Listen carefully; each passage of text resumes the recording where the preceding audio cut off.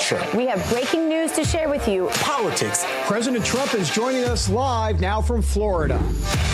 We've got you covered. This is what it looks like to be a patriot. We have to protect the American family. The American dream is still alive.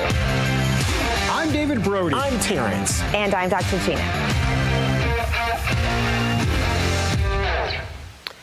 All right, good morning. I'm Dr. G. We are live with you from the Palm Beaches on this special Memorial Monday. Let's bring in David Brody in Washington, D.C. and T. Bates in our Denver newsroom. Good morning, gentlemen.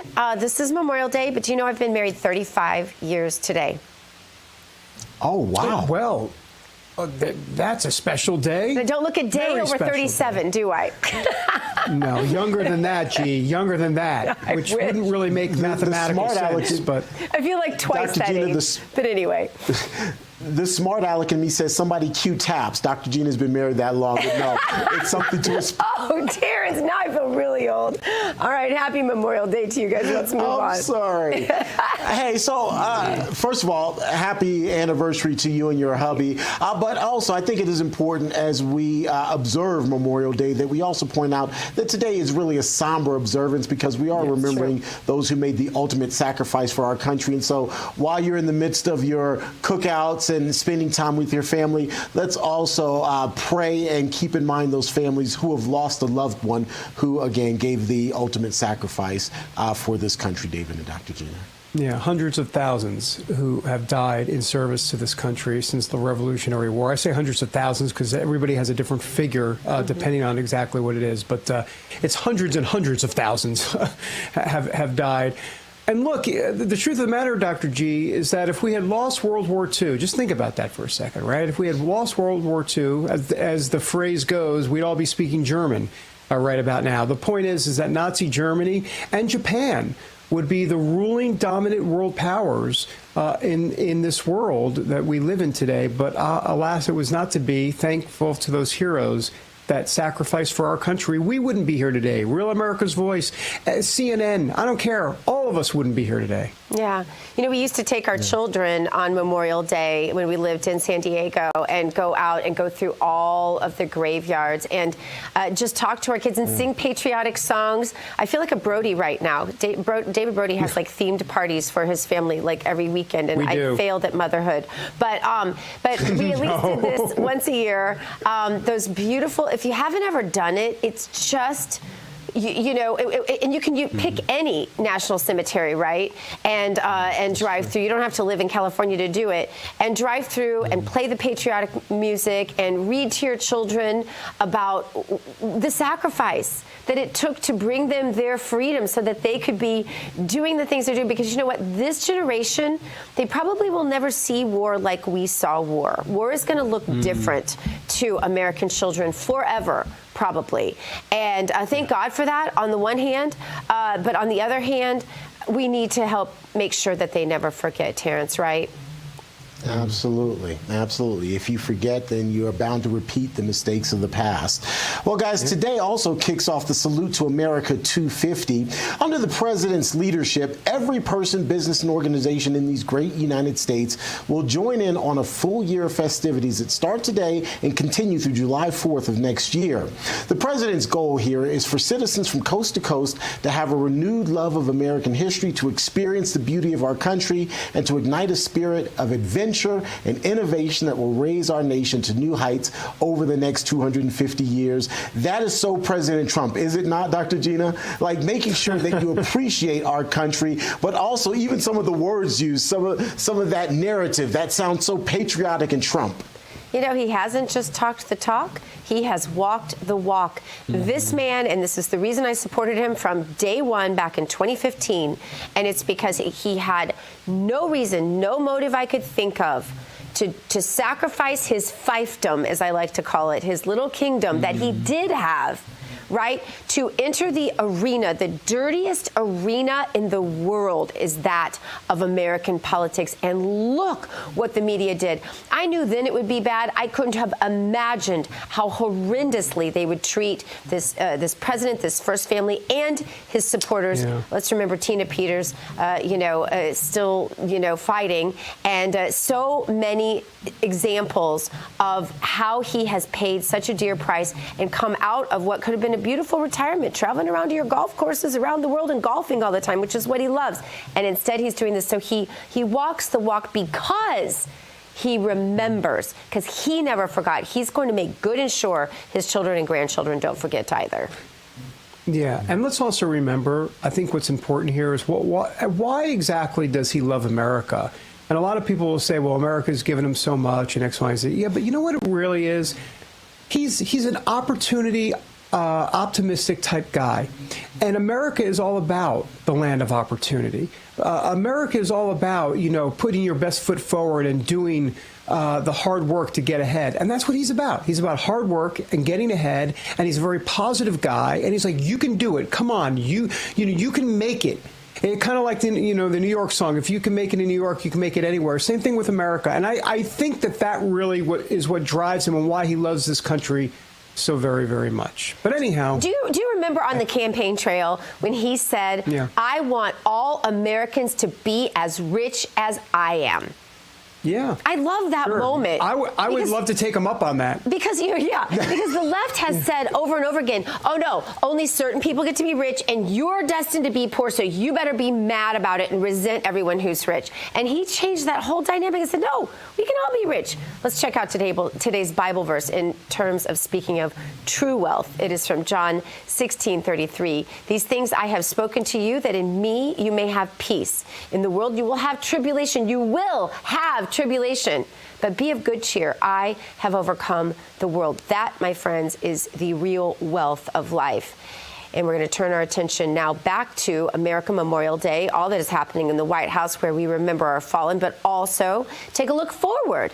The countdown to America's 250th birthday kicks off today. It is also where we can find RAV Chief White House Correspondent Brian Glenn. Brian, Memorial Day, it's a somber holiday, but we celebrate. So we celebrate with family and friends and so that we can remember. But the countdown to America's 250th anniversary will be anything but somber. What can you tell us about the beginning of this official countdown and what we may be able to see along the way? Yeah, well, good morning. And this is something, it's a celebration, if you will, of the story of America. Yeah. So you've got a series of events throughout the year, concluding on July 4th of 2026. And it's going to highlight all the amazing journey. And if you go to whitehouse.gov, I believe, wh.gov, they've got a wonderful video series all about the history of this country. But you're going to see a celebration throughout the year. And, of course, in the streets of Washington, D.C., these great parades that honor the different branches of the military, the ones who have served our country. And you guys laid that out in the open, who paid the ultimate sacrifice. And David Brody, you're absolutely right. Hundreds of thousands of people have died so that we can stand here today on the White House lawn and celebrate this country and fight for the founding fathers that have really laid out the absolutely perfect framework for a country. And we are so blessed to be able to do that here. Amen. Brian, you have become my brother from another mother over the last 6 to 8 months as you have been following President Trump everywhere he's gone, and I've been in lockstep here in the studio with you hosting all of it. I'm curious about kind of some of the highlights, if you will, particularly highlights of this second presidential term for President Trump. What comes to mind to you? What sticks out? Well, if in terms of policy itself, I'm going to say the things that's really stuck out the most has what we've done with the border, Terrance. The absolutely disaster that we have, we've completely reversed that. We made this country safer in the process of that. Now, as far as I would probably say in the last, since we've been here, it's got to be the meeting in the Oval Office with Zelensky and with President Trump, Zelensky, J.D. Vance, that famous now moment that had the little bit of turmoil there, a little bit of friction. And then, of course, the question that I posed into there, why aren't you wearing a suit, to President Zelensky? That one question, to this day, wherever Zelensky goes, whether or not he meets the new Pope in Rome or if he meets another world leader, they always criticize what he is wearing now. So it's amazing right now that one question in that one meeting in the Oval Office has resonated globally, and I think we'll continue to do that. But really, it's just the peace negotiations that President Trump is for. He is the peacemaker, and that's my biggest takeaway so far in this administration.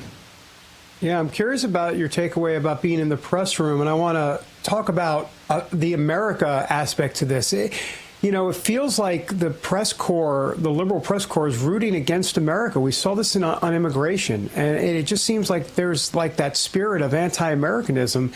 I'm not saying that they're anti-American because I don't know their heart. They'll have to account for all of that. But their actions really do come across as vitriolic. It is. David, I really wish the three of you guys could sit in this briefing room during one of these heated exchanges on a hot topic like immigration and deportation flights. Remember, it was a signal chat, signal gate. They blew that up out of proportion. Then it was, deportation. They went after that. But to have them sit there and defend these illegal immigrants, these criminals, it is anti-American. I often ask myself, as we are on this Memorial Day, what would our founding fathers do and how would they think? And how would they deal with the situations we have now when you have our own political people in office defending criminals instead of getting them out of a country? I wonder how they would have handled all these problems.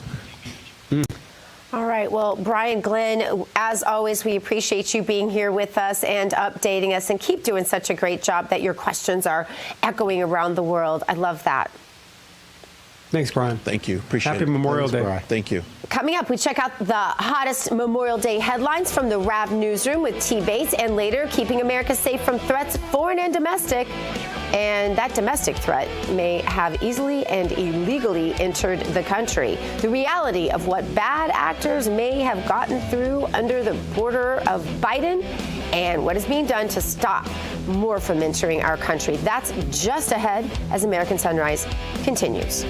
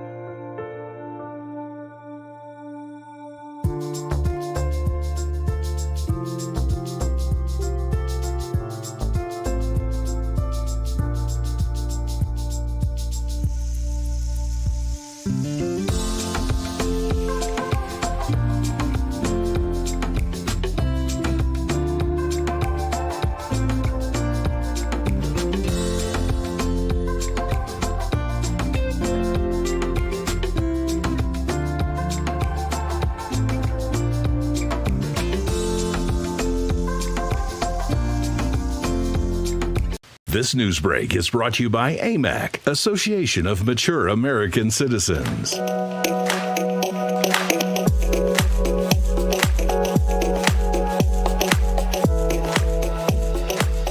Across this great land of ours, Baltimore, Maryland, of course, the Inner Harbor, about 45 minutes or so from my house. I've never taken a dip in the Inner Harbor because maybe I would come back all polluted. Can someone be polluted? Okay, anyhow, welcome back, everybody, to American Sunrise on this Memorial Day. Coming up, the greatest generation and the sacrifices they made to ensure our freedom and our American values. In moments, the debt we owe them, and how mature Americans are still fighting the good fight on the home front. First, though, T. Bates standing by with the latest headlines from the Real America's Voice newsroom, sponsored by AMAC. The Association of Mature American Citizens is the conservative voice for Americans 50 and older. AMAC is fighting for the values that you hold dear. Join today. Together, we can write the course of America. Love that picture of the Inner Harbor. David, Brody, remind me to tell you my story about the Inner Harbor. You just never know who you might meet there at the Inner Harbor. Anyway, it is Memorial Day, folks. It's a federal holiday and a somber one for honoring and mourning military personnel who have died while serving in the United States Armed Forces. As this extended weekend continues, take a moment to remember those who gave all to defend our freedoms. And for those of you who have decided to hit the roads to kick off Memorial Day weekend, well, good luck, first of all, and safe travels negotiating holiday traffic. This weekend marks the unofficial start of summer, by the way. According to AAA, a record-breaking 45 million Americans are expected to drive, fly, and otherwise travel more than 50 miles from home this holiday weekend. If you're about to get in the car, do it right after the American Sunrise Show, 10 a.m. Eastern. Travelers are advised to depart early in order to avoid peak congestion times, especially in major metropolitan areas. And remember, folks, please drive safely. Take your time. Here's another question for you. How are you feeling today? Did you overdo it on too much barbecue and beer over the weekend? Yeah, that's probably me. If so, you aren't alone, but what did most of you actually indulge in? It's estimated that over 800 hot dogs are eaten on Memorial Day per second. That's 800 per second. Wow. That means nearly 72 million hot dogs are eaten on this day alone. Hamburgers, grilled chicken, and steaks were probably on your plate at some point in time this weekend as well. And as far as side dishes go, potato salad, pasta salads, and coleslaw were top contenders fighting for space on your plate and in your belly. And I loved every single one of those things we just mentioned. We're going to have more on all facets of Memorial Day here in America coming up. Plus, remembering the greatest generation, the legacy they've left us, and the debt we owe them. First, though, a quick look at this day in history.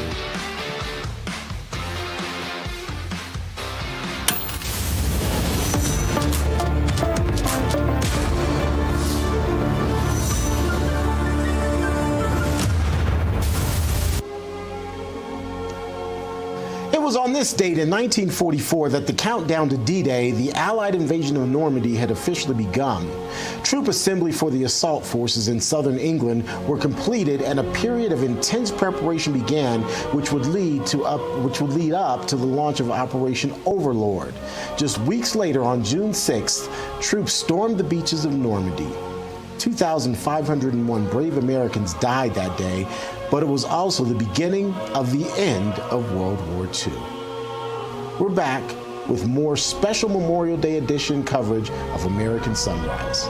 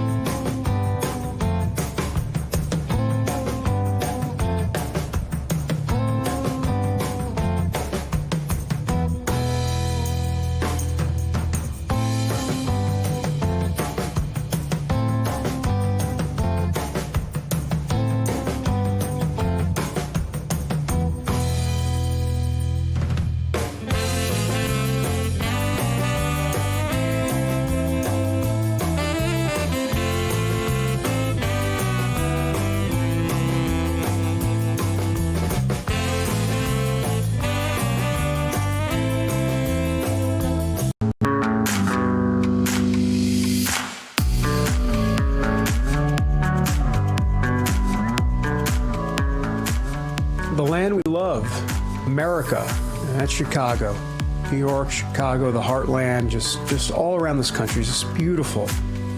Beautiful, beautiful cities, and in Chicago, the architecture there is just stunning. Welcome back, everybody, to this special Memorial Day edition of American Sunrise. I'm David Brody. Time now to take a look back at the greatest generation, the men and women who fought against tyranny and oppression during World War II, and today's mature American citizens still fighting for what is right here on the home front regarding issues both great and small. One of the best organizations on the front lines of that fight is AMAC.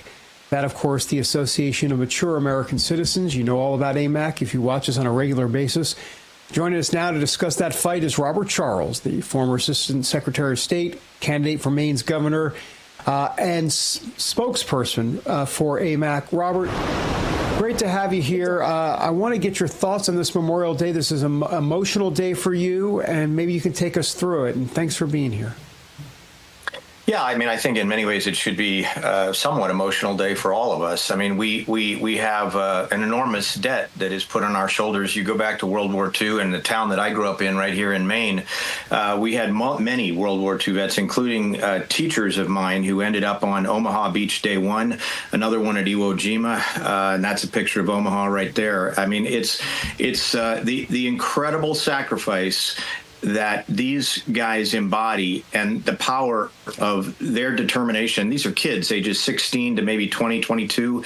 They saved the Western world. And, you know, I sometimes wonder if we've got it in us still. I hope we do. And Memorial Days are the kinds of days that make us remember. For me, I also remember shipmates that I lost. I was 10 years Navy intelligence, and I spent time in different capacities in Iraq and Afghanistan, and also in the Pentagon. So, you know, for me, yep, hot dogs and all that, but it also, and there's Arlington. My grandfather is buried at Arlington, my father, a number of other relatives. It makes me stop dead in my tracks and just remember how grateful I should be, and therefore what and in a way, what we all owe forward. Yeah, it's so true. You know, I look at those boys and their faces, and I have boys that age. And, you know, that's the part that gets very emotional for me. I know that your own personal experience is what you draw from. The people in your family that fought, you fought as well. But here we are with a generation who doesn't even know war. But AMAC does a ton to not only support veterans, but to remind America what we have, and that we aren't in a time of war, at least not, you know, we definitely have troops overseas, there's no doubt about that, but our children likely, the vast majority of them, won't see war like generations before this one saw war. How do we remind them? I know AMAC does a lot on this front, but how do we remind them what our veterans have been through? Boy, what a great question. And I have kids that same age. And so, you know, so the most simplistic answer I can give you is I have walked with my kids through cemeteries and explained to them the debt that we owe, how everything around them, and literally everything we're looking at around us here today, really goes back to the sacrifice that was made in World War II, but also Korea and Vietnam and Gulf War and Iraq and Afghanistan, that freedom is always under assault. And that, of course, is what AMAC is all about. 25% of our members are veterans. 75% of the membership have a veteran in the family. We sometimes forget that literally in this nation, only 1% of us are on active duty at any given time. And if you add up all the veterans in the United States today, it's only about 6% of the country. So an awful lot, you know, I'm gonna botch the quote from Churchill, but you know, an awful lot is owed to a very few who stand up every day of the week as needed to go out and confront evil, so that we can sit back here and feel good about the safety we have around us. I would encourage people on Memorial Day just to talk to their kids a little about history. Go, if you have the stomach for it, go watch Band of Brothers. That's a great film that illustrates in real life Easy Company and what they did over there. And you know, I do have a lot of relatives that fought. I have more than 100 relatives who fought in the Revolutionary War. So it's a legacy we owe backwards, but the only way to pay it is to pay it forward. Such a great point. Absolutely. Very good point. I'd like to switch gears just a little bit, if you don't mind, and talk about some of what AMAC is doing right now. Tell us about some of the latest initiatives that we need to be looking out for, and more importantly, how all of us can be engaged, because I think that's also part of what today is all about. It's, yes, remembering those who gave their all so that we could have, but you also pay it forward then by being engaged and trying to make life better for the next generation. Yeah, and I would encourage everyone to join AMAC. Look, if you're looking for some legacy that takes Band of Brothers or Ronald Reagan or the current love of freedom forward, AMAC is your way to do that, because they are on the front lines every day. This morning, just before I come on here, there are initiatives around the country that are being fought by AMAC members. We have more than 2 million of them out there. They're fought at the state level to turn back things like ranked choice voting, to turn back immoral bills, to try to keep sovereignty, to keep solvency, to keep the Bill of Rights clear, to get, to keep the Electoral College, the sanctity of the Electoral College. And so all of these things that really go back to a defense of our Constitution. Honestly, I am proud every single day of the week to be the national spokesman for AMAC. And I think if Thomas Jefferson and, God forbid, even Alexander Hamilton were around today, they would all be saying, yep, AMAC is the way you protect the future. So if we love our kids, if we love our grandkids, if we love the freedom that we have here on a daily basis, I think we have to stand up for it. And one of the ways I do, of course, is AMAC. And the other way, of course, is trying to win the governorship of Maine, where things are going very well right now. But we have a fight ahead of us to try to save this great state of Maine. For sure. I'm going to have you back to talk all about that. Obviously, Robert, thank you so much for being here, and the best wishes to you on this Memorial Day. Thank you. Thank you, all three. Thanks so much. Okay, we are back with more of this special Memorial Day edition of American Sunrise after these messages.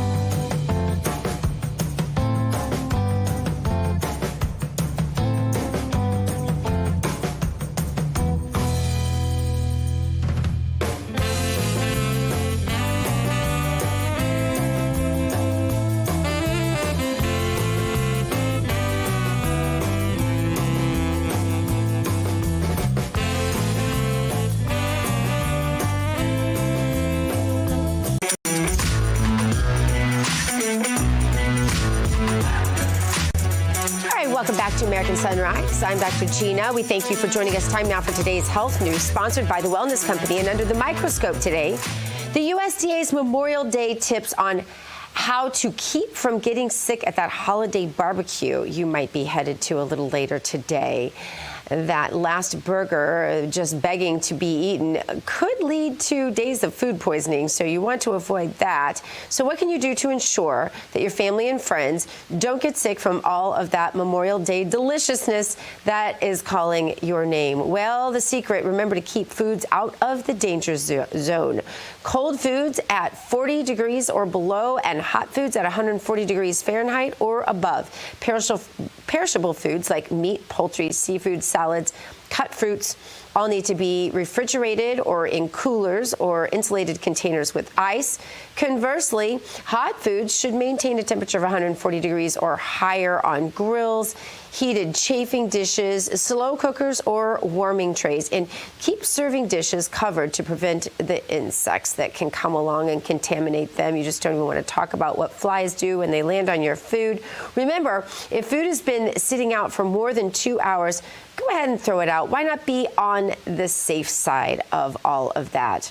All right, you guys, it is a new day in America and a new administration in Washington, D.C. There's a lot of excitement and optimism about the future, but reality, a lot of work to do, especially when it comes to fixing our broken healthcare system.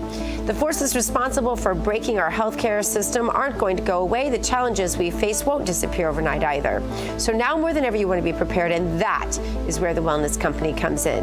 Their doctors are medical professionals. You can trust them. Their line of prescription med kits are the gold standard when it comes to keeping you safe and healthy. Whether it's the medical emergency kit, the contagion kit, the first aid kit, the travel kit, these prescription kits contain an assortment of life-saving medications to assist in the proper use of the medication. So from the flu to strep throat to COVID to bird flu, a trip to the beach, a trip overseas, the Wellness Company has a prescription kit that is designed to keep you and your family safe. Make America healthy again starts at home. Do your part, protect the health of yourself and your loved ones. Go to twc.health/RAV. Give it an order, twc.health/RAV. Use the promo code RAV. That'll save you 10%, David. Yes, it will. And that's a B-I-Z, Bazent. Not sure why I yelled at you, David. I will never forget that moment in my life. Thank you, Gina. Okay. Time now to head down to Texas to get a Memorial Day look at the lack of illegals flooding our border. At best, it seems it's a drip as opposed to a flood. Thanks, word salad border czar and Biden. For more, let's bring back Gina and Terrance. And also joining us is Terrell County, Texas Sheriff Thaddeus Cleveland, who is with us. The sheriff also, by the way, a retired U.S. Border Patrol agent and a veteran of the U.S. Air Force. So thank you, sir, for your service on this Memorial Day. Sheriff, look, it's been 126 days since President Trump took back the Oval Office.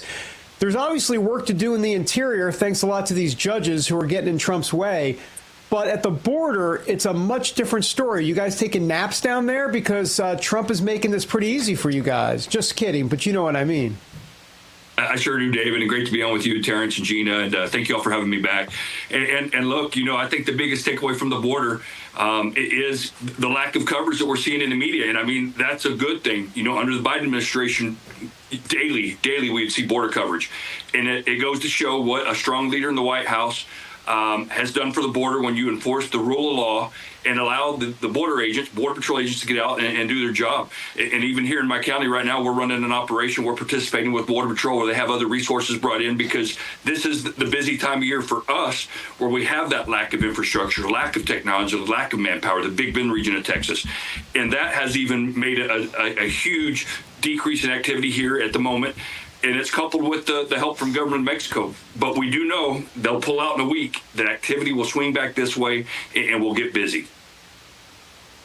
Yeah, the president, of course, always taking a lot of heat for for sending illegals to El Salvador, of course. This is a notorious prison that's there where he's sending them. People on the left think that those who've entered our country illegally deserve due process and should be allowed to stay and in our country, I guess, even though they're here illegally.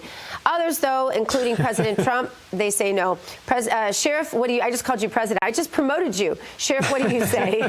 Congratulations. He was the school board president of the school board. There you go. It's accurate. There you go. That's right. It used to be. You're right. But, hey, you're exactly right. Look, and even here in Texas, through Governor Abbott, we fought people for the last 4 years on laws that the legislative portion of Texas here passed, still going through battles. But when we look at the current administration, they have been very crafty in the way that they put forth some of these policies, knowing they were going to be challenged, and still move forward. And we're seeing, yes, some of those policies being challenged, but I think in the long run that we're going to be good with them because of the amount of research they put in.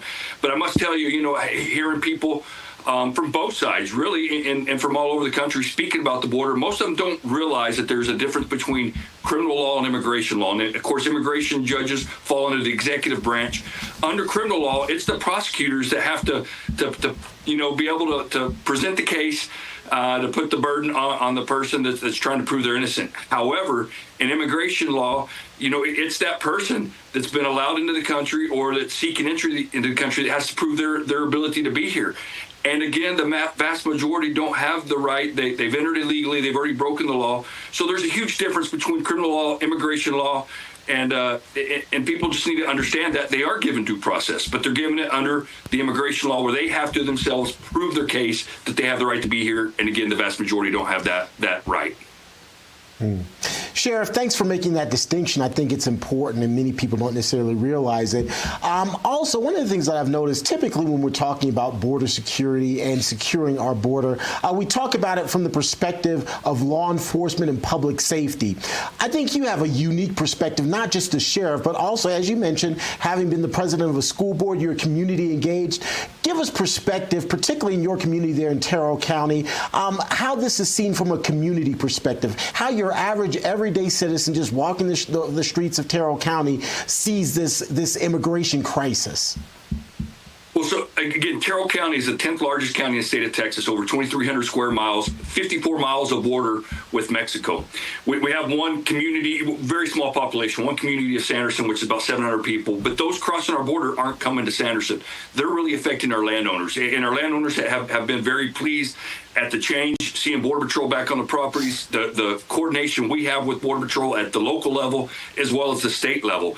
But I got to expand that out to Texas, because even my county historically was one of those blue counties, if you will. We switched a few election periods back, but even those that claim to be the Democrats in my county, they really have those Republican beliefs. They have those conservative beliefs. They've just been told for years that, to vote Democrat, and they do, based on that little scenario there. However, I have to expand that out to the state of Texas. Look, when President Trump won the White House, 12 out of the 14 counties carried President Trump. That had never been seen before. We had counties that had never had a Republican win the presidency in that county before, and it happened. So I can tell you, all along the Texas border where we've seen, the bulk of the activity the last 4 years, it really made a change in people getting out to the polls and voting for President Trump. Sheriff, how are you planning to spend Memorial Day today? Well, I'll tell you what, I've got two grandfathers. I wanted to be a Marine, but thank God I had two grandfathers that were career Air Force and talked to sense in me, and I mean that respectfully. I've got a lot of friends that serve in the Marine Corps, and they are great at what they do, all the armed services. My wife was in the Air Force, and we've got a son currently serving in Turkey in the Air Force. So, there's nothing I love more than this flag behind me, our country, and, still getting out, and even though it's not in the armed service of the military, still here on the border, and we'll do this until the day I die. I love the United States of America and Americans, and regardless if you're a Republican or Democrat, still here to fight for your rights. Yeah, you can definitely tell that, Sheriff, for sure. And you're literally on the front lines. It's like your whole career has been all about fighting for freedom. And I'm curious about your time in the Air Force, because the truth of the matter is, not only did you serve this country in such an honorable way, but we have Memorial Day today. So I'm curious to get your thoughts about this day, this very special and important day, somber day.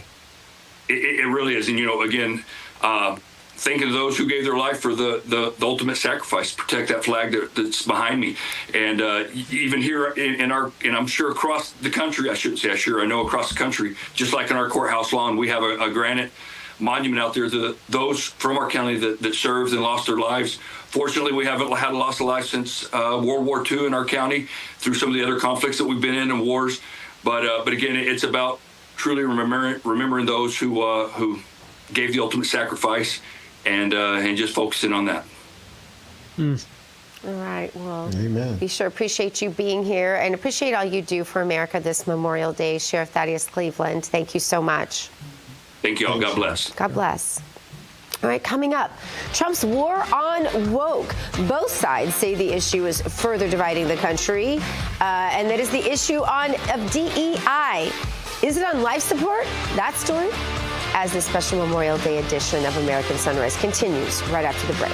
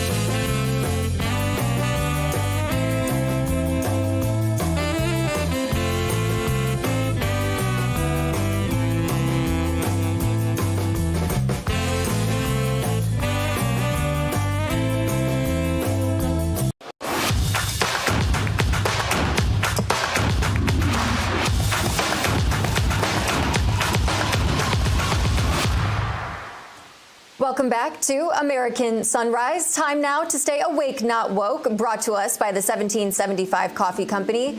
Coffee prices have doubled in under a year, rising from $2 to over $4 a pound. Thanks to droughts in Brazil, cutting production by 13%, climate hits in Colombia, and U.S. import tariffs tacking on another 10%. Your coffee is getting more expensive and worse in quality. But 1775 Coffee is doing the opposite, doubling down on quality and launching their new starter kit. For just $99, you get 3 bags of coffee, including a bold dark roast, smooth medium roast, and Rejuvenate, infused with CAAKG for healthy aging, energy, and strength. A matte black tumbler, gold spoon clip, and a milk frother. That's $200 plus in premium coffee and gear, single origin, small batch, mold-free, toxin-free, and roasted fresh weekly in Miami. What more could you want? Every roast scores 85 plus on the cupping scale, meaning it ranks among the top specialty grade coffees in the world, the kind that's usually reserved for high-end cafes. They're starting with only 1,000 kits that are available, and once they're gone, they may not come back. So go to 1775coffee.com and use the code RAV. Start your mornings with coffee that actually lives up to the price and the values. All right, now that we are caffeinated, it's time to stay awake, not woke on this Memorial Day. And a headline catching eyes: Trump's war on woke. Both sides say the issue is further dividing the country. The president told a joint session of Congress in March that DEI is dying across the board. Take a listen. We've ended the tyranny of so-called diversity, equity, and inclusion policies all across the entire federal government and indeed the private sector and our military. And our country will be woke no longer. But a recent ABC News Washington Post Ipsos poll released on Sunday indicated that the country is almost evenly split on the issue. While 51% of respondents said they believe DEI efforts help level the playing field, 47% said such policies create unfair discrimination. Despite the president's claim that DEI in America is history, supporters say Trump's war against what they refer to as wokeism is far from over. But the question is, woke on life support? Let's welcome in Dr. Gina, David, and Terrance for discussion on this. You know, you guys, in my opinion, it seems that wokeism has been dying for a very long time. Is there still some work to do? Absolutely. That's why the Trump administration has been implementing this on college campuses, small businesses, in our own federal programs and agencies there, Terrance. Do we have a lot of work left to do on eliminating woke in this country?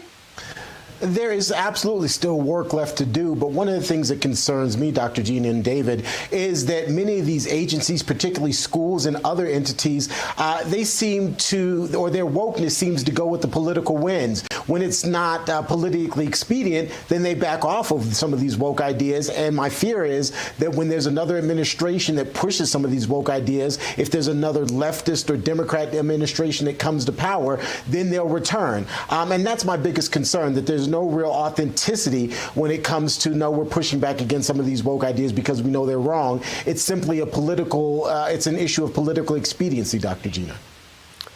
Yeah, I think, you know, there is definitely a concern. And look, it's not going to just go away. Life support is a strong word because obviously life support means that it's, you know, going to die soon. It's not going to die. They'll come up with a different name. This is what they did. Remember global warming, you guys? And then we had global cooling. And then they came up with climate change, right? And there are probably more words, but I've been a part of this narrative my whole entire life. My dad was a very leftist activist, as most of you know. My mom wasn't, but they were divorced. And my dad is the one who I watched go through all of these iterations of liberalism. And all they do is they change the name, and it's the same devil by a different name, David. Yeah, look, this is cultural Marxism. That's what it is. Right. It's cultural, it's identity politics. Yeah. So the answer to the original question is no. It's not going to go away. It's going to be a fight every single day So this idea that it's on the way out or anything, that's a false narrative. Absolutely not. This is what liberals, this is what progressives are fighting for. This is what the far left wants. They want cultural Marxism to rule the day. They want traditional values to go away, and they want chaos. They want to sow chaos, and they want to do it by racial and identity politics. And they will continue to do that. So let's not be fooled and say, oh, woke is out, now woke is back in, woke is out, woke is back in. No, this is a battle of the titans, if you will. And the good guys have got to win. We've got to win. It sounds like the war on woke is far from over. The fight continues on. All right, coming up, one of our favorite guests, Jim Mosley, the Bible history guy, has some words of wisdom on faith, remembrance, and the first recorded fight for freedom on this Memorial Day. Right back with his insight as American Sunrise continues.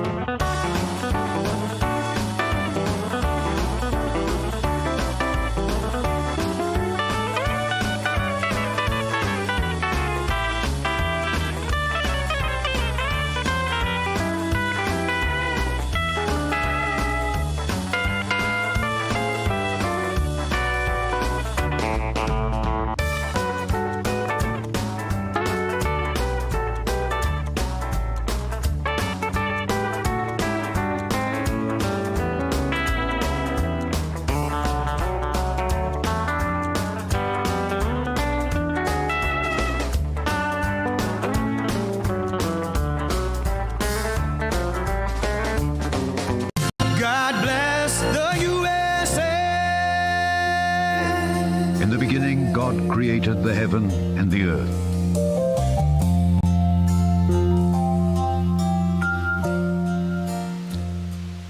Welcome back, everybody, to American Sunrise. Time now for a moment of faith, brought to us, as always, by Lee Greenwood and the God Bless the USA Bible. All right, in focus today, Abraham's daring rescue, which, by the way, was the first recorded battle for freedom. True. It's fitting to look back to one of the earliest examples of selfless courage in the Bible. It's the story of Abraham's daring rescue of his nephew, Lot. The ancient raid has all the elements of a high-stakes military operation, complete with bold tactics, rapid strikes, and a leader willing to risk it all for his family. Well, let's take a closer look now. Let's bring in Jim Mosley here, as we call him the Bible history guy. Jim, great to have you. We call you? Yeah, that's what we call you. It's a remarkable story. Take us through it, and happy Memorial Day. Happy Memorial Day, David. Well, yeah, once upon a time in Genesis 14, we have the first recorded battle in the Bible. Abraham leaves his homeland to follow the call of God, and we know he settles in the land of Canaan, but his nephew Lot, he decides to settle in the more fertile but morally compromised region near Sodom. And that decision puts him in real danger, because the trouble begins when four powerful kings, led by Chedorlaomer of Elam, they sweep down from the north, and they wage a brutal campaign of conquest across the whole region. Now, these kings from the east, they're exacting revenge on 5 city-states, including Sodom and Gomorrah, because they dared not to pay tribute. Well, in this chaos of the raid, Lot and his household are captured. They're taken as spoils of war, and they're marched north as slaves. But when Abraham hears of it, he doesn't hesitate. Despite overwhelming odds, he acts with the courage of a seasoned commander. He musters 318 men, not professional soldiers, just loyal servants, and off they go in pursuit. Now, a force of 318 seems small against the combined armies of 4 kings, but Abraham has 2 aces, the element of surprise and the favor of God. He divides his forces and launches a daring nighttime raid, attacking from multiple angles. Now, this tactic's innovative for the time, because then most armies just mobbed each other's head on. Well, Abraham catches the enemy off guard. He drives them into retreat and rescues Lot's families, and all their possessions. And when he returns victorious, a mysterious figure meets Abraham, Melchizedek, king of Salem and priest of the Most High God. Melchizedek blesses Abraham, who offers this priest king, who's actually the pre-incarnate Christ, bread and wine. This is the forerunner of the law of the tithe that God's going to give Moses 4 centuries later. Now, when the grateful king of Sodom offers Abraham a share of the plunder, Abraham says, no, I won't take even as much as a sandal strap. He doesn't want anyone to be able to say, I made Abraham rich, because Abraham's war was guided by God, not by prophet. So as we honor our warriors this Memorial Day, let's remember that like Abraham, they're selfless, they're bold, they're willing to risk their lives, not for wealth or fame, but for family and faith and for country. They're our sentinels on the ramparts of liberty. It is well said that in peacetime, sons bury their fathers, but in war, fathers bury their sons. Let's remember our fallen heroes, because for all of our tomorrows, they gave their today. Jim Mosley, couldn't have said it better myself, and I would never have said it because you are the Bible history guy and only you can say it. We really appreciate it. A best Memorial Day to you, Jim. Thank you. Thank you, and to you. Back with the second hour of the special Memorial Day edition of American Sunrise in a moment.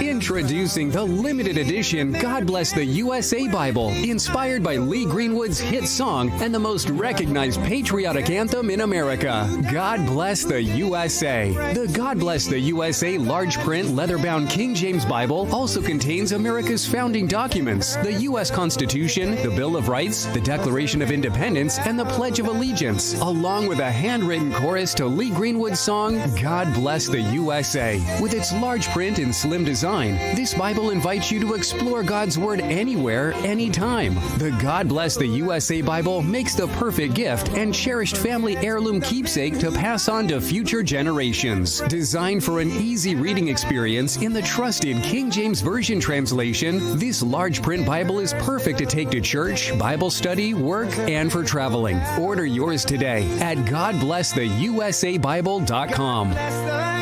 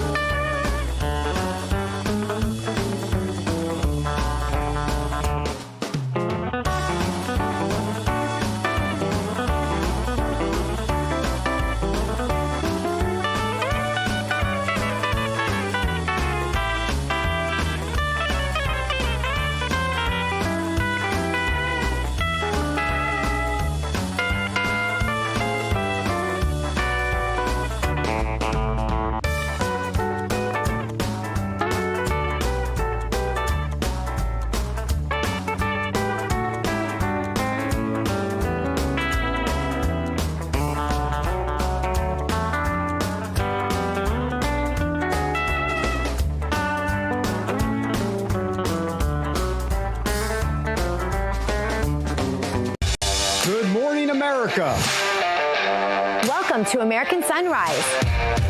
Whether it's culture, We have breaking news to share with you. politics, President Trump is joining us live now from Florida. we've got you covered. This is what it looks like to be a patriot. We have to protect the American family. The American dream is still alive. I'm David Brody. I'm Terrance. And I'm Dr. Gina.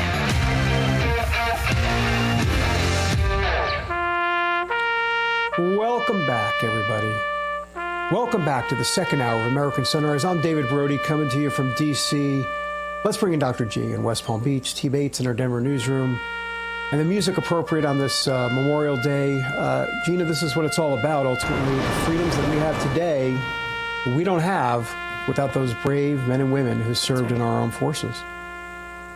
Yeah, we don't want to lose sight for 1 second of what this day really is about, because we, in celebrating, it's easy to lose sight. I feel like that on so many important Christmas, Easter, Thanksgiving, all of those times, the suffering that went so that we can go have a picnic today. And I'm not going to guilt anybody, look, but it is important to remember and acknowledge, Terrance. Absolutely. And, I guess I just realized that I'm maturing. Hearing taps today is something different for me than it was. I grew up, and I've told you guys this many times, I grew up on a military base in Germany. And at the end of the day, 4:30, 5 o'clock, every day you'd hear taps played over the loudspeaker, and everyone would stop. And you'd salute the flag, or put your hand over your heart and listen, and taps would play, and then there would be kind of a da da da da, and it was a bit more. But then it was just, okay, it was an inconvenience, or it felt like an inconvenience at that moment. Again, I was a kid. But now I realize that it was reverence. It was remembering those who have served in the past, those who have given the ultimate sacrifice.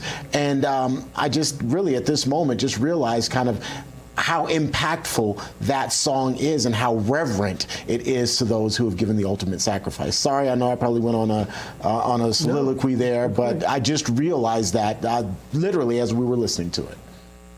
And the other thing that I'm thinking about this morning is that these freedoms we talk about, so what do we mean by that? I mean, we can list the freedoms, but let's just start with the First Amendment. Let's talk about free speech for a second. I mean, the fact that we can just have free speech in this country, or at least what we hope will be free speech, it depends on the regime. That's, it depends on who's in charge at 1600 Pennsylvania Avenue.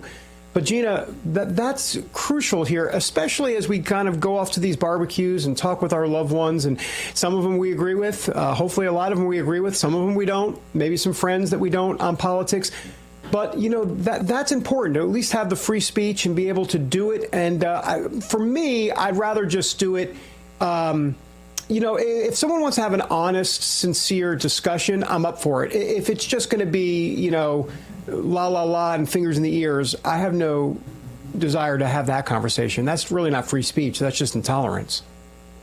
Yeah, well, there's a lot of that going around, that intolerance thing, David. But I think it is more important that we, I bristle every single time I hear, Christmas, Easter, Thanksgiving, any family holidays, don't discuss politics or religion. No, it's never been more important that you do, in fact, be honest and educate people, because there's so much that people don't understand if they only digest the legacy media.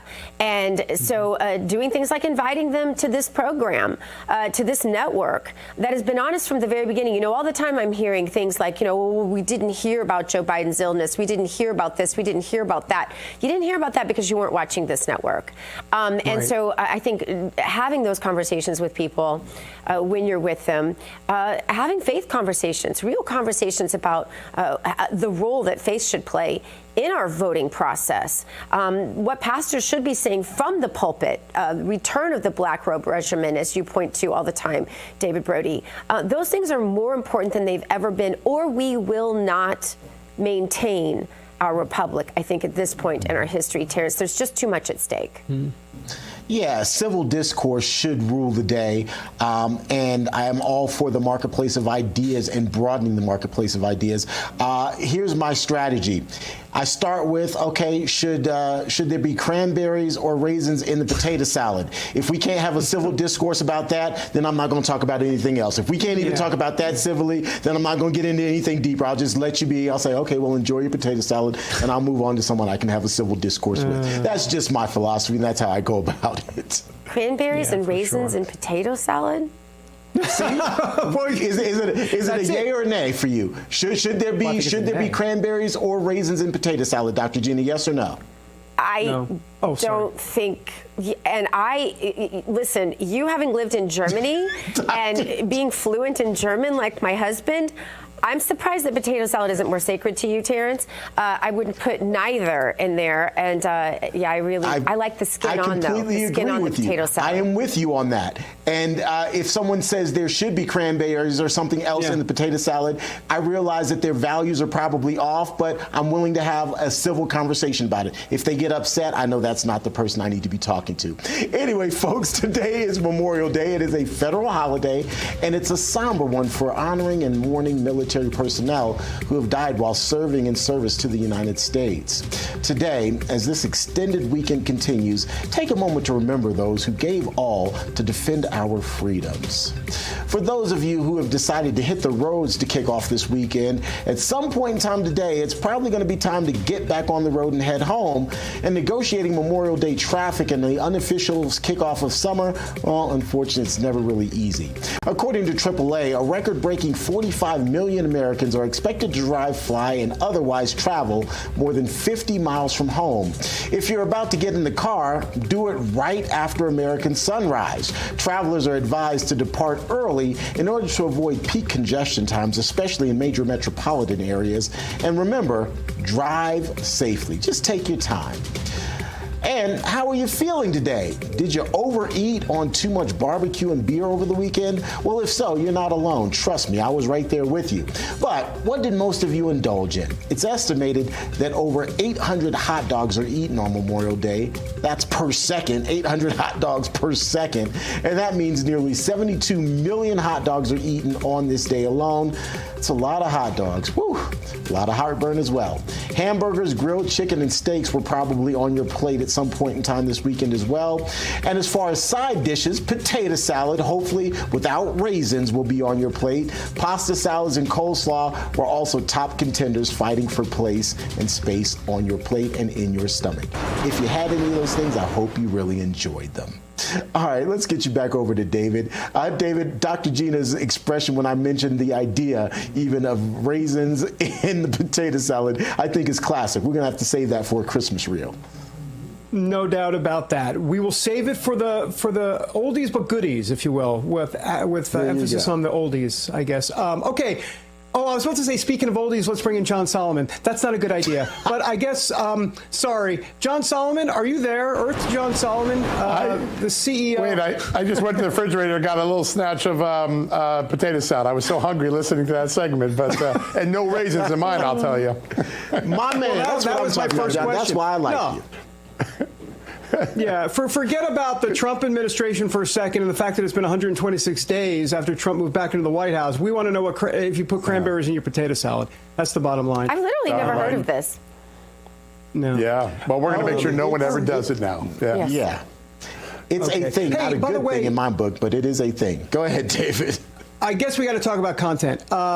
It's really been a whirlwind, John, since there's been so much winning. What do you think are some of the president's biggest accomplishments? I mean, I think the border's got to be up there, but there's a lot. What's your take? There is, yeah. Well, first off, listen, prices are down. Inflation's under control so quickly. The border is under control. We're beginning to deport the worst of the worst criminal illegal aliens, the people who are committing crimes and harming Americans. All of that is going on at record speed, probably faster than anyone other than President Trump imagined. I think he did something last week that is so important for this extraordinary solemn day. Pete Hegseth announced that they're going to reopen the Afghanistan investigation, the bungled withdrawal, and what happened at at Abbey Gate. I think there's no greater way to honor the 13 who passed at the gate that day than to finally get the American people the truth, because Joe Biden and his administration didn't give us that truth. We're really looking forward to what this new investigation will do. We need to understand how these failures occurred so that we don't impose them on future generations of Americans warriors. And I think Hegseth and Trump doing this late last week, it didn't get the attention that some other things did, but it's so important. And on this day, those 13 loved ones that were lost at the Abbey Gate and all those who fell before them, this is a way to honor them, get the American people the truth, make our military better, stronger, smarter, and our civilian leadership better, stronger, and smarter than the group that withdrew from Afghanistan with such dishonor. John, I'm so glad you brought that up. I'm glad you called our heroes warriors. I'm glad. I love that photograph of President Trump standing with that soldier, who probably at one point would have towered over him. Just what a beautiful, beautiful sight. John, we just want to see prosecutions take place if indeed wrongdoing is proven at this point. Do you think that will happen? Probably not as much as people will want. I think that the Justice Department has a reticence to bring some of these charges in blue cities and then have the people acquitted, because it will then be used to suggest that it affirms the bad behavior that is. There'll be some selective ones where they believe they can get a jury that will actually convict. Clearly, there's an investigation of Governor Cuomo, former Governor Cuomo of New York, for lying to Congress. I think you may see other ones that we have one lawmaker charged with misconduct for striking officers during that invasion of the ICE detention facility in New Jersey. So there's some accountability coming down the line. When I talk to people, and again, I don't say I agree with this, I'm just telling you what the reality is, what I hear as a reporter. The Justice Department wants to bring charges against people that they believe they can sustain a conviction so that it is a deterrent. If someone did something bad, like what happened with the Russia collusion case, and then John Durham can't get them convicted and they get off, what do? They crow and say that what we did was actually appropriate. So I think the Justice Department is trying to strike a line. There'll be some prosecutions. There'll be other penalties as well. Penalties of loss of security clearances and loss of government business, and more accountability in the form of shame, being able to put out to the American public the failure, like what happened in Afghanistan. We just didn't get the truth on Afghanistan. We're going to get it this time. John, on this day when we're honoring those who have given the ultimate sacrifice in service of this country, there's criticism of President Trump for an upcoming military parade honoring the 250th anniversary of the American Armed Services, which just happens to coincide with his birthday. What do you make of the criticism? I'd love to get your perspective on how all of this is playing out. I think most of Americans think, hey, honoring our loved ones who serve in the military, those who passed in the service of our country, is a good thing, not a bad thing. Only Washington can find negativity in that. I'll just tell you two stories that are personal to me. One is very personal. When I was a young boy, every Memorial Day, I would go to Fairfield, Connecticut. I would watch the Memorial Day parade with my two uncles.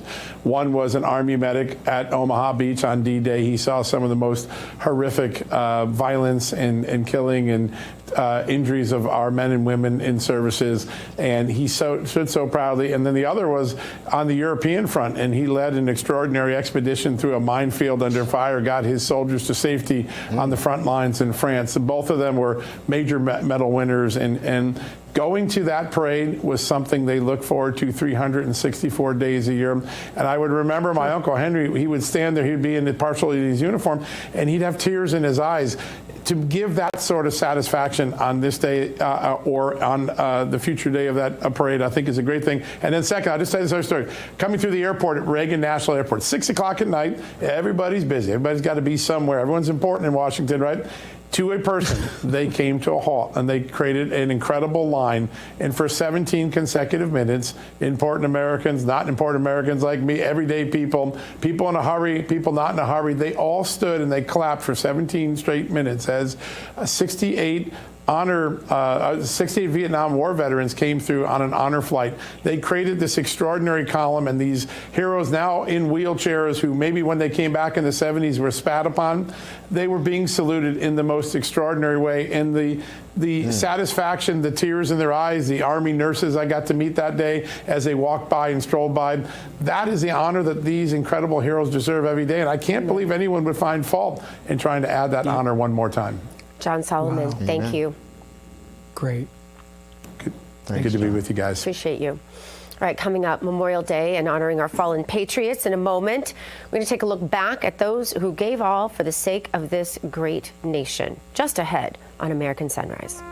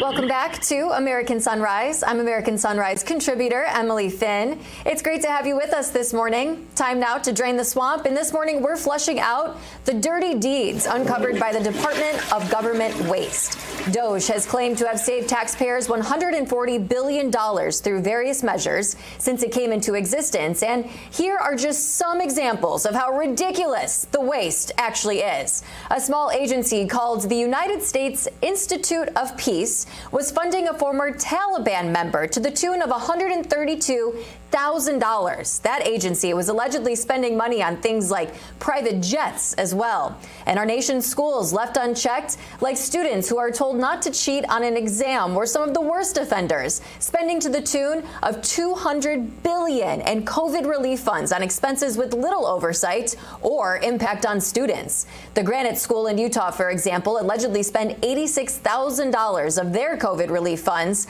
on hotel rooms for an educational conference at Caesars Palace in Las Vegas. The Whitewater, Wisconsin Unified School District spent $2 million in those relief funds as well. That was on synthetic turf for the reconstruction of their softball, baseball, and football fields. I mean, give me a break. In California, the Santa Ana Unified School District spent nearly $400,000 of relief funding to rent out the Anaheim Angels Stadium for a high school graduation ceremony. And it's still coming. One California school district used funds to purchase an ice cream truck. It couldn't get worse, right? Wrong. The U.S. Government Accountability Office, or GAO, revealed that federal agencies wasted $162 billion in improper payments. This was your money, folks. As you get ready to prepare for your Memorial Day barbecue and consider what you couldn't afford for your family this year, think about this report. We want to hear from you. Are you furious? Let us know on Rumble or Getter. Hop on, let your voice be heard. All right, coming up on American Sunrise, remembering our fallen heroes and the battles they fought for the sake of these United States. Keep it locked and loaded on Real America's Voice. We'll be right back.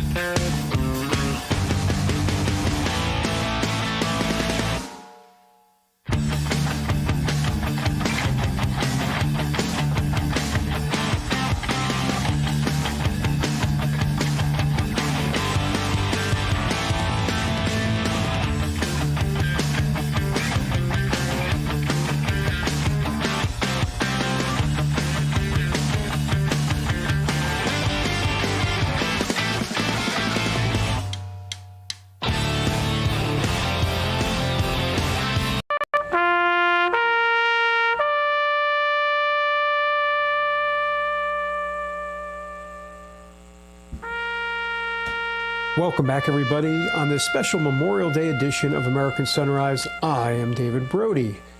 You know, since the founding of our great nation, the United States has experienced significant military casualties in various conflicts, obviously. During the Civil War, approximately 215,000 soldiers died in combat, specifically in combat, brother against brother, American against American. In World War I, the war to end all wars, the American death toll was over 53,000. During the World War II, the close there to 300,000 troops gave their lives to free not just the United States, but the entire world from fascism and tyranny. The Korean conflict saw the loss of 34,000 troops, and during the war in Vietnam, we lost over 53,000 more. Families across America sent their sons and daughters to fight in the Gulf Wars and Afghanistan, of course, recently, never to return home. You know, it's said our flag does not fly because the wind moves it. It flies with the last breath of each soldier who died protecting it. And that is truth. Joining us now to talk about wars, remembrance, and Memorial Day is historian and author Bill Federer, host of the American Minute and Faith and History. Bill, great to have you, especially on this day. I'm curious to get your thoughts on this Memorial Day and everything this nation has seen throughout its history. Well, you mentioned Civil War, and it was Southern women scattering flowers, decorating the graves of both Union and Confederate that began Memorial Day. You had in 1868, the Union General John A. Logan led a veterans organization called the Grand Army of the Republic, and he called for a decoration day on May 30th. And matter of fact, James Garfield, the president, his only executive order was in 1881 to give federal workers off on May 30th to decorate the graves of Civil War soldiers. World War I, 1921, President Warren G. Harding had the remains of an unknown soldier killed in France brought over and buried in the Tomb of the Unknown. And inscribed on the tomb is, "Here rests in honor and glory an American soldier known but to God." And so the president lays a wreath at this tomb, which is guarded 365 days a year. The guard, 21 is the highest salute, so he takes 21 steps, faces the tomb for 21 seconds, turns, pauses 21 seconds, retraces his steps, and does that for several hours until he's replaced with the next guard. Calvin Coolidge gave a Decoration Day address, 1923. "There can be no peace with the forces of evil. Peace comes only through the establishment of the supremacy of the forces of good. That way lies through sacrifice. Greater love hath no man than this, that a man lay down his life for his friends." World War II, Franklin Roosevelt's D-Day prayer, which was just added to the World War II memorial in Washington, D.C. At the end of it, he says, "Some our sons will triumph, but some will never return. Embrace these, Father, into thy kingdom." And among those who didn't return was my mom's only brother. I know John Solomon shared personal stories, and it's so important for us to personalize these, that these were our relatives. So growing up, on my mom's dresser was her only brother, Orville Wilford Billy Epperson, whose B-17 was shot down during the D-Day. It was called Operation Overlord, and his name is on that memorial in Normandy. 1958, Eisenhower placed soldiers in the tomb from the World War II and the Korean War. 1967, Decoration Day was changed to Memorial Day. 1968, it was made the first Monday, the last Monday in May. And so, and this is an interesting personal story. 1984, Reagan put a soldier in there from the Vietnam War, but DNA tests were done, and it was a pilot, Michael Blassie, whose A-37B Dragonfly was shot down near An Loc, South Vietnam. He had graduated from the U.S. Air Force, and then prior to that, he graduated from my high school, St. Louis University High School, in 1966. I graduated in 1976. So it makes it real that this was so close. His remains were moved in 1998 to St. Louis, the Jefferson Memorial Cemetery there. But you know, memorials, Passover is a memorial. Even Joshua put 12 stones on the riverbank as a memorial. Noah Webster's 1828 dictionary defined memorial: that which preserves the memory of something. A monument is a memorial to a deceased person or an event. The Lord's Supper is a memorial of the death and sufferings of Christ. So important was this that in the year 2000, Congress passed the National Moment of Remembrance Act, where on every Memorial Day at 3 p.m., citizens should pause for prayer. It says Congress finds it essential to remember and renew the legacy of Memorial Day, to pay tribute to the individuals who have made the ultimate sacrifice in the service of the United States. And I love the quote from Douglas MacArthur. He said, "The soldier, above all other men, is required to practice the greatest act of religious training, sacrifice. In battle and in the face of danger and death, he discloses those divine attributes which his Maker gave him when he created man in his own image." So it's important for us to remember that these freedoms we have, as you mentioned, didn't come by accident. Men and women gave their lives to give us these freedoms.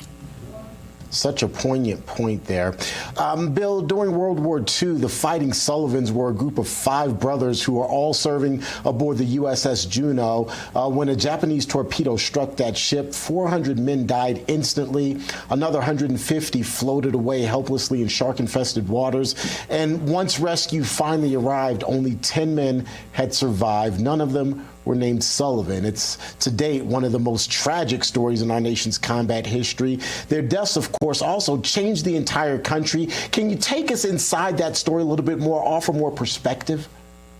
Yeah, it was actually turned into a movie in 1944. But yeah, 5 Irish brothers served on the USS Juno. A torpedo from a Japanese ship hit it and disabled it, but it still was floating. And then another torpedo hit the gunpowder magazine, and it sank in 20 seconds.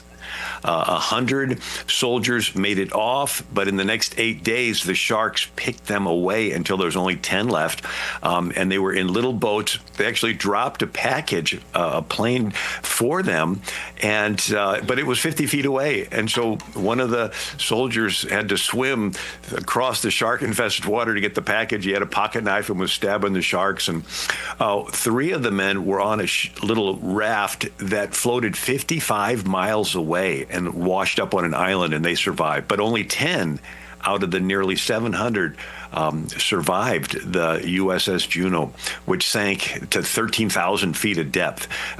Terrible tragedy. This is the same area where, John F. Kennedy with PT-109 and many stories. But we remember and relive these stories because, again, if we don't tell them to the next generation, they never happened.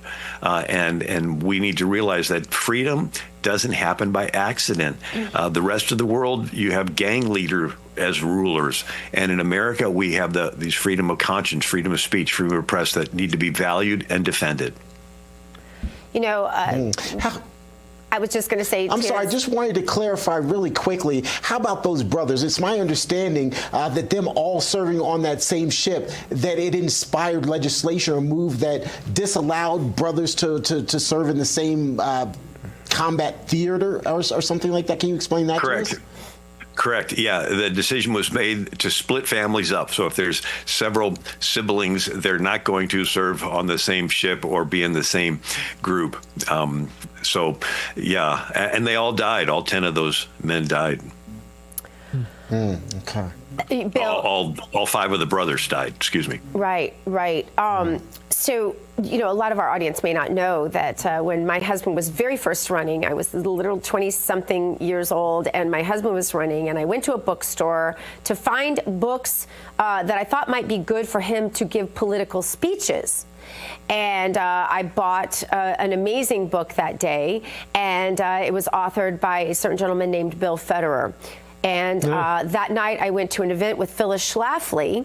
You all remember who she is, and an amazing mentor to me ultimately and to my husband. And I met a man there, and he said his name was Bill Federer. And I said, that's impossible. I just bought a book by a man named Bill Federer. And you said, yeah, that's me.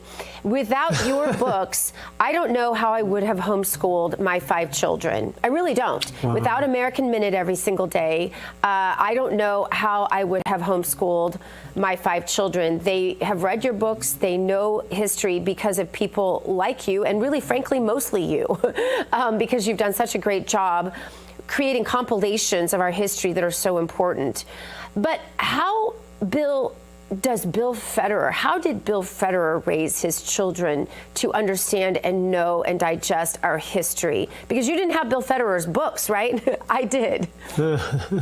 His mind. Well, you and John are dear friends, and you're tremendous leaders, and I'm so proud of your family. Bo, I was recently at an event, and somebody says, I follow Bo Loudon, he is just great. And it's like you're making ripple effects around the entire country. Yes. When I was at Jefferson Memorial Cemetery, where they reburied Michael Blassie, I had my daughter with me, and I had her over my shoulders, and we're walking amongst the graves, and she gets off, and she's running around, and she saw the dates, and I said, well, that's the date that they were born, and then the second is the date that they died. And she said, Daddy, what year were you born? I said 1957, and she scurries off. She goes, Daddy, here's one that's your age. And I thought to myself, this person's life is over, but they have a testimony that they were willing to give their life to defend our freedom. And then I looked at my daughter and I thought, what am I doing to pass these freedoms on to her? Bill Federer, just an absolute pleasure. I'm just glad that my daughter is a history major at a liberal college, University of Maryland, College Park, and she came out more conservative because she was a free thinker and thought for herself. So I just pray that more free thinkers out there, for sure. Thank you so much, sir. Absolutely. Bill, thank you. Thanks, Bill. All right. More of this special Memorial Day edition of American Sunrise after this.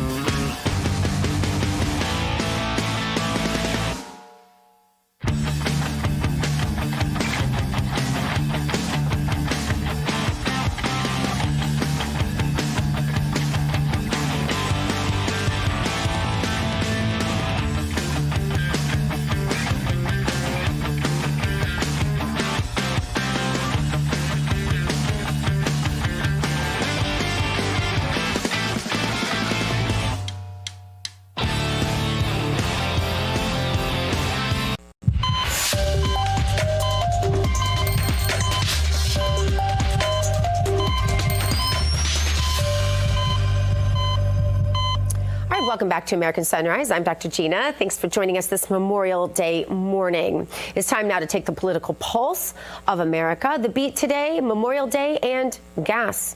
Not the type you get from the food at barbecues you attended this weekend or might later, but we're not even talking about the fuel that fired them up. We're talking about gas prices, and we have a big thank you to President Trump. Here's the headline. Memorial Day weekend gas prices might be the lowest in decades. Sources say they will be the lowest in the South and highest in the West, but a bargain pretty much every place else. Under President Biden, gas prices fluctuated, peaking at an average $5.01 per gallon in June of 22, the highest on record. So much winning, though, under President Trump, it's unbelievable. David, I want to bring you in. I think I can bring Terrance back in. There he is, Terrance. And, these... I don't want to talk about gas. These gas prices... These gas prices, though, we really have to stop to appreciate because under Joe Biden, they were so horrible. Not even just gas, groceries in general, eggs, remember all that.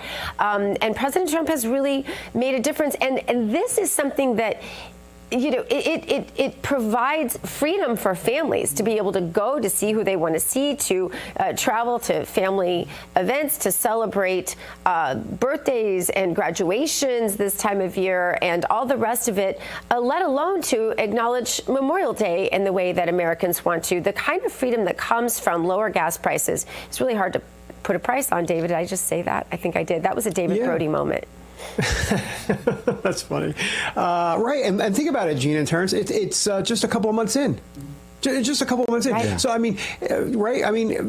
what Trump inherited from Biden was a colossal disaster. And already we're starting to see the difference. And a lot of it has to do not necessarily with the policy, because the policy hasn't been specifically enacted, though some rules and regulations have changed, but it's what the climate feels like. In other words, what industry feels like, what industry is seeing from this administration and seeing the shackles come off. It's that type of thing that will spur innovation, spur prices to go down and all of that. So just think, T. Bates, we're in quarter two, quarter three, quarter four, the tax cuts kick in, and you just go down the list of all the budget reconciliation stuff that finally gets done, hopefully by July 4th.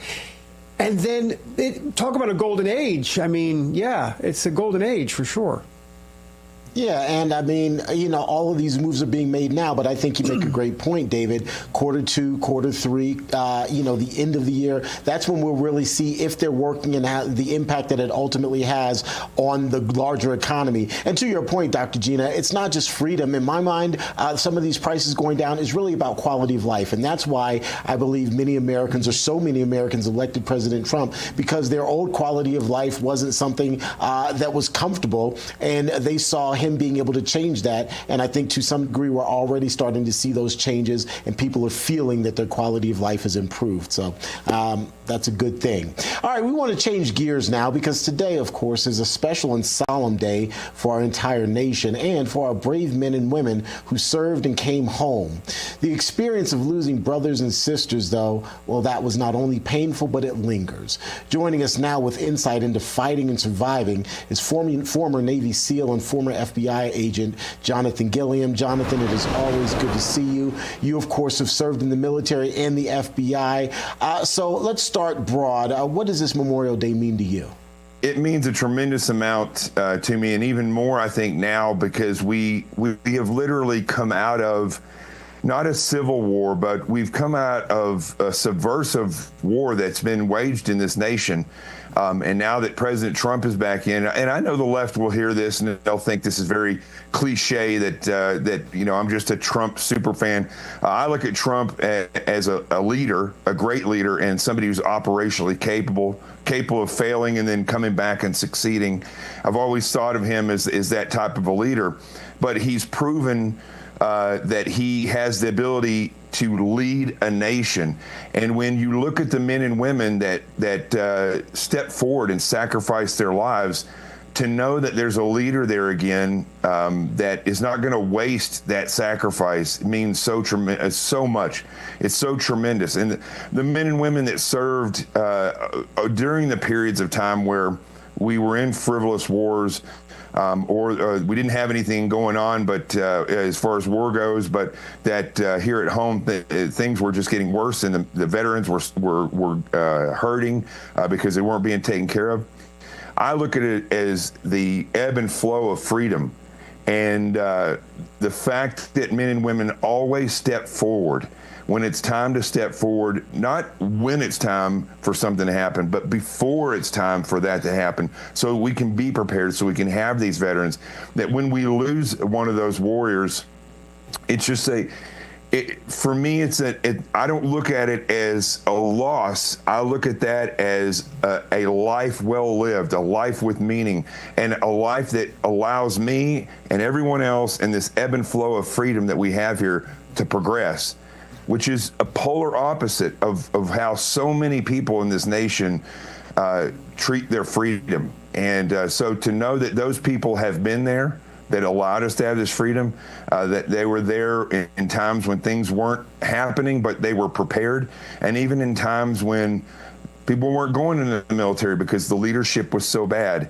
I salute those individuals for all that they have done and the sacrifices that they have made, and it's an honor to know that those individuals came before me. They were there with me, and they are still stepping forward now. And we will lose soldiers, airmen, seamen, Marines. We will lose these individuals in their service at times, because that's the cost of freedom. And so I celebrate those lives on this day. It sounds solemn, but it's a celebration of sacrifice and not taking freedom for granted. That's the way I look at this. Amen. Professional life in service to our country. And so I'm curious kind of what drove you personally to give back so much and at such great risk. You thought you were joining American Sunrise this morning. I think you have now joined the Dr. Phil show as we go deeper into you. Which I've been on that show before, so that's an interesting time. No, I was in California at the time, going to college. I knew that I wanted to go in the military at some point, but I sat down and wrote I was studying philosophies and religions at the time. That was my double major, changed to political science, psychology. But I wrote a timeline for my life, and I said, this is the present time here, and this is when my life ends. And I wrote down everything that I wanted to do, or that God was calling me to do in that point in time. And one of the things I was studying at that time was the book of Job, and how he had everything taken from him. And God said, what about my servant Job? Have you tested him? And I felt like God was calling me to give up what I had and serve this nation and serve him selflessly. And there's no greater place to do that than in the SEAL teams. Wow. And then later on in Ranger School, going through that, I just felt like that was a calling, and it wasn't anything compared to what Job went through, because Job did not choose for those things to happen, but I chose to put myself in those circumstances so that I could see what I'm made of and serve the nation and our freedom, like I was speaking about before, with everything that I had. Wow. Jonathan, taking a look at the state of the world today, what do you see as the biggest threats facing the United States, both foreign and domestic? So let's start with the smaller threat that I see, which is the foreign threat. I see, of course, we know that China is always playing a game. And so the same goes with Iran. Russia, I don't see them playing as big of a game directly with the United States as I do in the economic world, in the global affairs world. Iran and China, though, they are playing games that directly affect the United States and our interests. And the threat of military intervention or conflict with those two nations is always there. I look at it as Iran runs over 40 proxies. You notice Iran never goes to war. They always send their proxies to do the fighting for them. So those, I think, are big things that we see out there. The Israel Palestinian conflict has evolved in a way that I just never would have seen coming, that people are starting to turn on Israel. That is something that could draw us in if President Trump doesn't handle that correctly. But I think our biggest national security threat is here domestically, and that's the leftist ideological criminal enterprise that was and still is running most of the government. Even though the Democrats didn't win, they did an incredible job of inputting and secreting these people into all these agencies. And just below these political appointees that we see that President Trump has put in, that's where those people exist. And I don't see a unified investigation across all these government agencies where that's being looked at. DOJ did showed us a great example. I don't see that happening in the other federal agencies looking at the personnel and the people. And if that doesn't happen, that they're going to get back in power one way or another. Jonathan Gilliam, thank you so much for joining us today, and thank you for a lifetime of service to our country and our freedom. Thank you. Yes, you got it. God bless. God bless you. We'll be back with more of this special Memorial Day edition of American Sunrise in just a moment.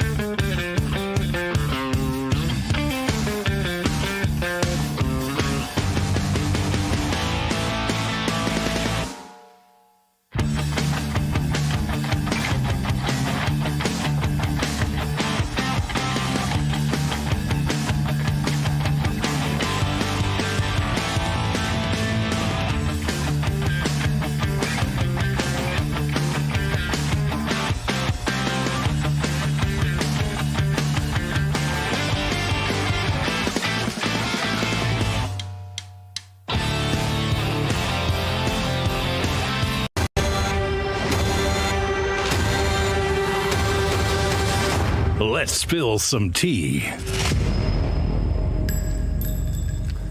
Let's Spill Some Tea is sponsored by Artillery Tea Company. ArtilleryTCO.com is the website. Use the promo code AmericasTea for 25% off of your first order. Artillery Tea is all natural. It's whole leaf. The tea bags are chemical free, and each can be used not just once but twice. Artillery Tea Company is family and veteran owned and operated, and a portion of your purchase goes to help veteran and first responder charities.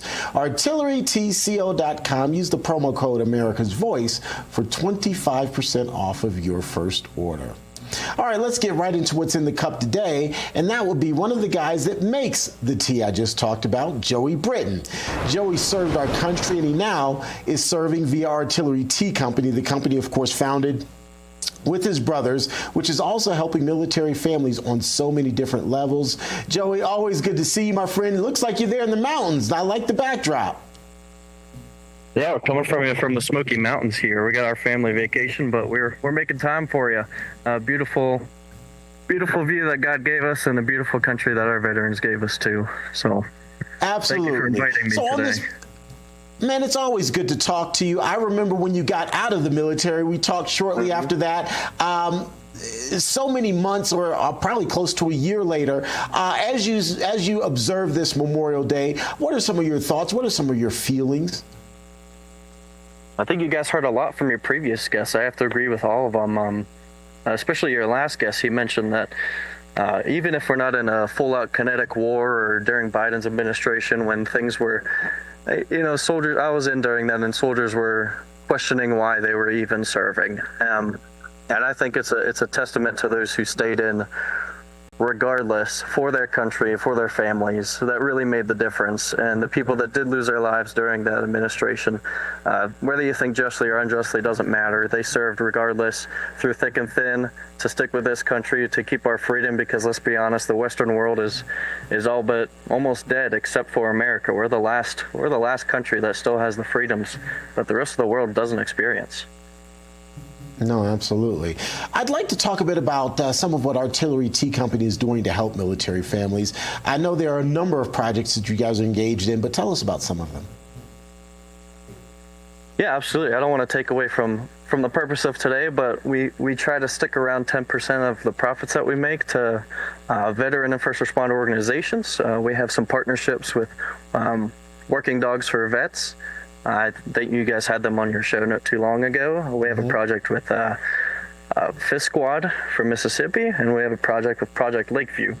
So those are consistent donations that we make to those organizations, and we always make one-off donations to whatever organization we feel like needs it at that time. So we've done the Gary Sinise Foundation. We've done Gold Star Families. We also donate regularly to our local fire and police companies. So we're doing our best with the money that God gives us, and hopefully we can do more. You're being blessed and you're being a blessing. What motivated that sort of sense of community? Well, it's days like today, you guys inviting me to do this, to do the show, and the other veterans on your show. Veterans often don't get a public sphere to express their feelings and thoughts, and they're not highly recognized like they used to be. So I wanted to let veterans and first responders know that they're not forgotten, and I love them, and I want to take care of them. I mean, I spent 10 years in the Army, and I loved my brothers and sisters, and I would have died for them, and I didn't, thank God, but I would have, and I just want them to not feel forgotten, because a lot of veterans feel, I mean, the suicide rate's not going down anytime soon, unfortunately, so I want veterans to feel like they still have a place in this world even after their service.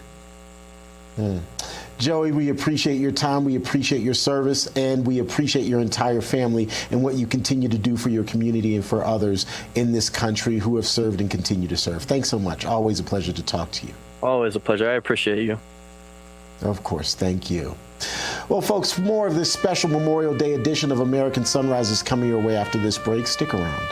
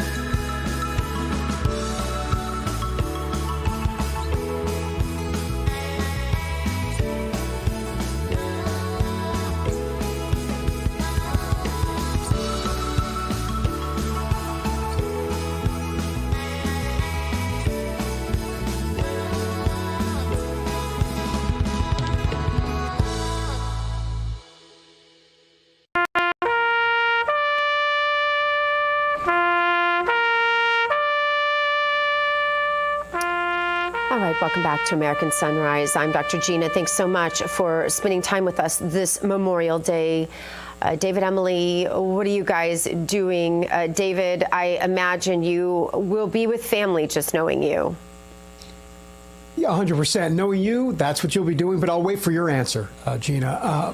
Yeah, I'll be with family. And if you think about it, Memorial Day and family makes sense, right? To value that time with family. It's fleeting, whether it be certain personal circumstances that come up, health issues, but of course on this Memorial Day we think about those that served and the fact that life, you never know when it's going to end, and that's why you have to be right with Jesus before you go and die, because that's the most important thing out of everything. Having said that, I'll be overeating on this Memorial Day. That is a family tradition that I typically do because, look, I enjoy eating. But I will also say this. One of the things that I really enjoyed doing this last month or so is going to Washington Capitals hockey games, and I'll explain how it relates to Memorial Day and those that served. Because in every game, 18,000 to 19,000 people would rise to their feet once they mentioned that there was either an Army, Navy, Marine, whatever, veteran there in the crowd, and that they would salute that person, and 19,000 people would rise up and just cheer. And that's just, look, it's hard to get 19,000 people in America to all rise in unison together, but to see moments like that, truly special. Yeah, absolutely. It's my 35th wedding anniversary. I was a virtual child bride, and not really, I was in college, but my husband and I picked this weekend, being young and honestly a little dumb and going to a liberal college at the time, we chose it because we knew we would always have Mondays off. Which is a terrible reason, but at this point, it's much more solemn to us, having lived a lot of life, having loved our children the way we have, celebrating with them and reminding them of not just my grandfather, a bomber pilot from World War II, but the many who have sacrificed so much. And having lived lives, David, where, you really get to acknowledge and get to live through so much and see what freedom really means at each stage of life, and being so thankful for our families, Emily, at this time of year. Absolutely. I think that's beautiful. And a happy anniversary to you, Gina. That's awesome. I will likely be spending some time with my boyfriend this weekend. We'll probably find a rock concert or something to go to. I wish I could be with my family. They're all the way up in Michigan. We have many veterans in my family. No one passed away while serving, thank God. But we definitely understand the importance of Memorial Day throughout my entire family. My Jaja, my grandfather, Jaja is Polish for grandpa. He is turning 100 years old in July. He's a World War II veteran. So I wish I could be with him on Memorial Day. Family is definitely the most important thing in the world. Well, happy birthday to him. And really, and thank you again just to all of our veterans. I think it's so important. My dad also, a veteran who just passed away this year, actually, of Vietnam. But anyway, just to all of them, and to those who serve today. We wish everyone a meaningful Memorial Day, and thank all members of our military, as we mentioned, for serving. And thanks to our great production staff who worked hard to get this show on the air today. And thanks to all of you for joining us. We're not here if you're not here. We have so much more every single morning for you. It all starts at 8 a.m. We will see you then. Don't forget Jake Novak on the early program as well. And War Room coming up next. Hug your children. Love your God. Thank a veteran. Go boldly now and live the truth.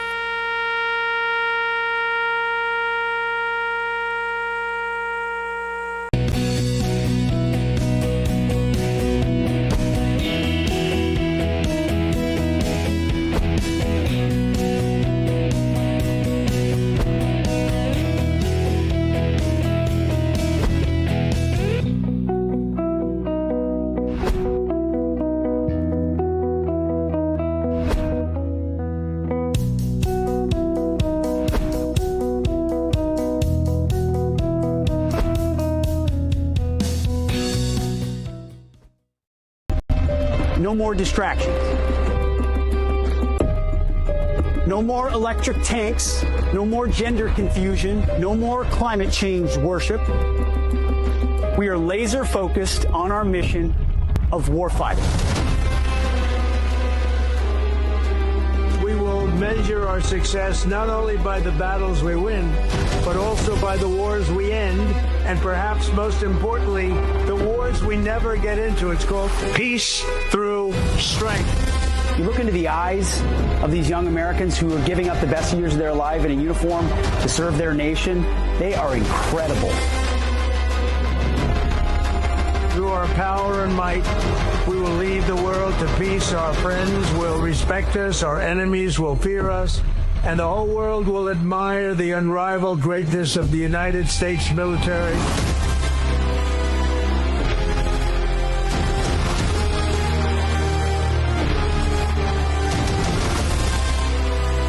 We will replenish the pride of our armed forces, end the recruitment crisis. We don't fight because we hate what's in front of us. We fight because we love what's behind us. God bless you. God bless our armed forces. God bless our men and women serving overseas. And God bless the United States of America.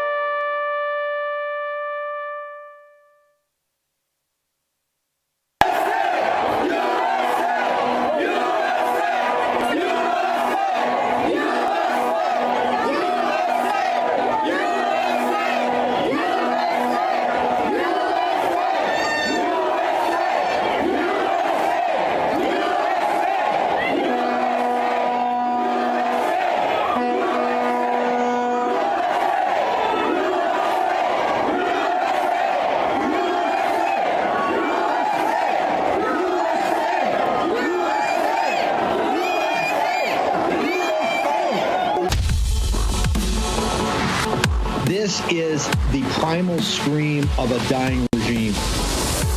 Pray for our enemies, because we're going medieval on these people.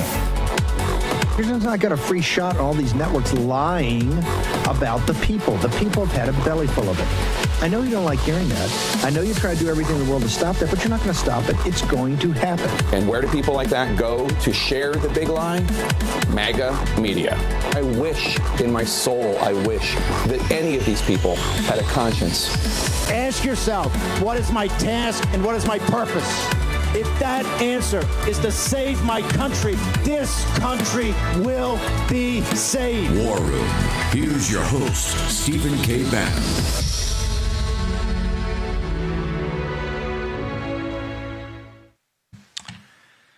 It is Monday, 26 May in the year of our Lord 2025. It is Memorial Day in the year of our Lord 2025. Today, we will be giving a live coverage of the President of the United States. Will leave the White House sometime after 10:30 this morning. He will go to Arlington National Military Cemetery in Northern Virginia, right across the Memorial Bridge from the Lincoln Monument. He'll lay a wreath at the Tomb of the Unknown, the Tomb of the Unknowns, and he will then make appropriate remarks.